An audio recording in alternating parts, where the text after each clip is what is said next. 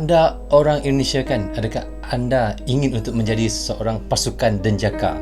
Oh, jika ingin menjadi pasukan Denjaka, anda perlu untuk seleksi fizik, ataupun kalau bahasa Malaysianya adalah pemilihan fizikal dan mental terlebih dahulu sebelum untuk menjadi seorang Denjaka. Jom guys, kita sama-sama reaction.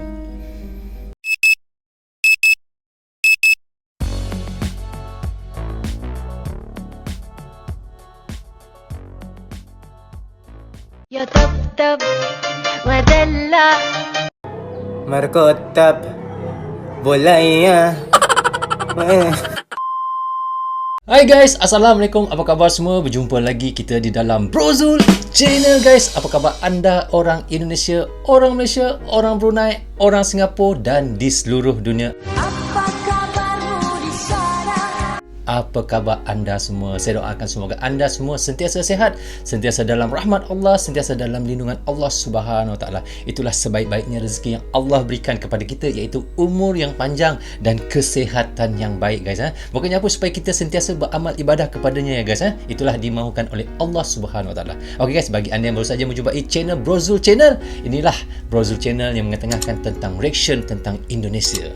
Dan jangan lupa tekan subscribe dan jangan juga lupa klik butang locengnya sekali guys. Bukannya apa, kerana menekan loceng dan menekan subscribe itu adalah gratis. Itulah tanda sokongan anda kepada Brozul Channel. Okey, hari ini saya nak reaction lagi satu lagi video daripada Obrolan Panas.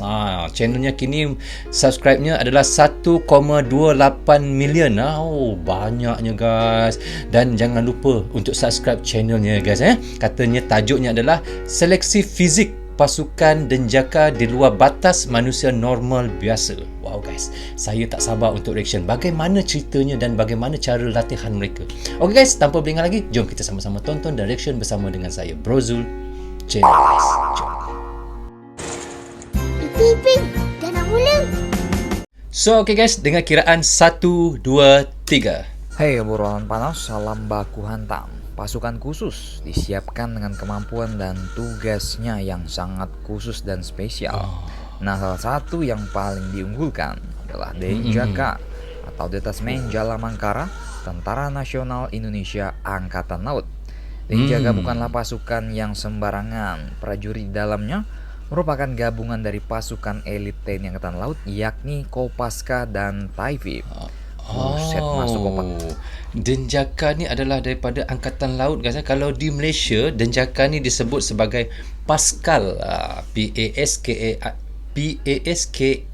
Paskal. Kalau di Indonesia adalah Denjaka ya. Gak aja udah sulit nih bos. Ya. Denjaka terdiri dari Kopaska. Alright. Wow, berarti pemutungan Denjaka berdasarkan instruksi dari Panglima TNI di masa lalu pada tahun 1984.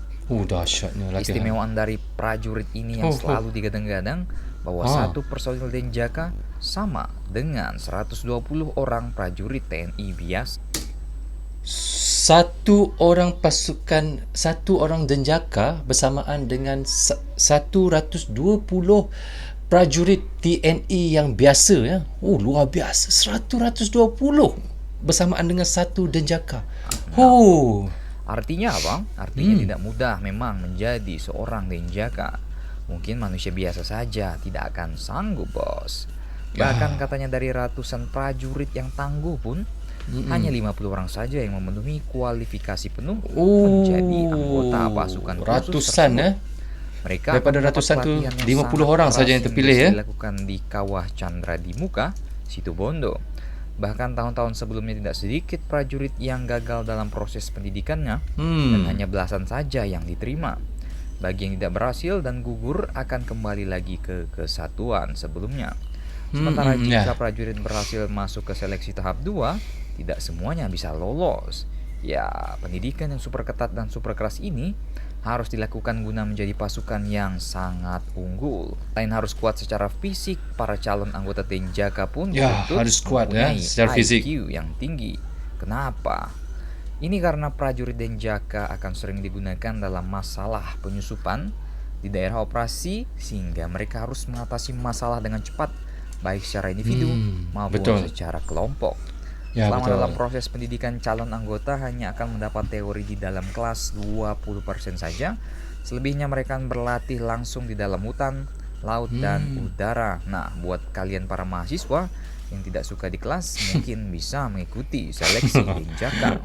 Ya guys, katanya di sini untuk latihan di kelas untuk menjadi Denjaka ni hanya 20% ataupun 20% saja. Yang lainnya adalah 80% adalah di laut, di hutan, dan banyaknya di luar lah latihan mereka. Kurang di dalam kelas. Okey, bagi anda yang mahasiswa yang tak suka duduk di kelas, boleh cuba untuk menjadi Denjaka. Tidak mudah memang untuk mendapatkan pelatihan dengan nilai sempurna. Mereka harus mendapatkan pendidikan super ketat dan keras, melakukan penyusupan dengan terjun payung, bergerak cepat di dalam laut, dan bertahan hidup di daratan.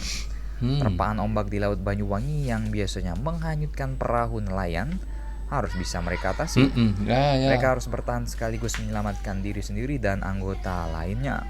Bahkan mereka kerap dengan kaki dan tangan terikat di ombang-ambing di lautan. Nah, Di ombang-ambing sangat di berat, lautan, bukan? Setelah berhasil melawan ganasnya ombak di lautan, hal selanjutnya yang perlu dilakukan calon anggota adalah bertahan hidup di dalam hutan. Makan ular ya. Bekalan pada para anggota pelatihannya hanyalah garam saja, ya lumayan. Bahkan air minum pun tidak dibekali. Mereka benar-benar harus mencari sendiri di dalam hutan. Sementara proses pelatihannya biasanya dilakukan di alas purwo. Tepat di tengah masak hutan, nasi. mereka harus bisa bertahan hidup selama berhari-hari. Tak jarang mereka memutuskan untuk berburu binatang buas, seperti ular misalnya. Namun kalau mereka hanya mampu menangkap seekor monyet, maka binatang itulah yang akan menjadi santapannya. Belum diketahui secara jelas apa saja misi yang dilakukan oleh Denjaka. Ya, karena prajurit ini rahasia, misinya juga rahasia. Rahasia. Silakan share dan baku hantam kalian di laut. So okay guys, kita dah tonton direction sama-sama tadi bagaimana untuk menjadi seorang pasukan Denjaka. Katanya di sini ia memerlukan seleksi fizik ya, iaitu seleksi fiziknya iaitu pemilihan fizikal maupun mental kalau daripada dalam bahasa Malaysia. Kemudian seorang Denjaka bersamaan dengan 120 orang TNI biasa. Luar biasa guys. Satu bersamaan dengan 120 orang TNI biasa. Memang mereka ni memang sangat kuat mentalnya, kena kuat fizikalnya untuk menjadi seorang Denjaka. Kalau di Malaysia mereka digelar sebagai Paskal guys. Lagi satu kekuatan mereka di sini, mereka mempunyai IQ yang sangat tinggi, iaitu pemikiran sangat cepat dan pantas. Supaya apa guys? Supaya mereka cepat bertindak untuk memikirkan sesuatu dalam keadaan darurat. Kerana kalau kita lambat berfikir ketika kita diserang ataupun kita diperang, mungkin kita akan mati. Kerana itu mereka memerlukan IQ yang cepat. Lagi satu lagi di situ dikatanya tadi adalah daripada ratusan yang training ataupun yang berlatih untuk menjadi seorang Denjaka, hanya 50 orang saja terpilih dan akan diselect lagi untuk mendapatkan 2-3 orang saja yang terpilih daripada yang ramai-ramai itu tadi. Sangat luar biasa guys. Dan kemudiannya mereka ni perlu kuat daripada fizikal mereka ya. Kerana fizikal adalah kekuatan yang sebenar untuk menjadi seorang Denjaka. Guys, anda di luar sana bagaimana? Adakah anda layak untuk menjadi Denjaka? Kalau saya, minta maaf guys, saya memang tak layak. Saya memang tak kuat daripada segi fizikal.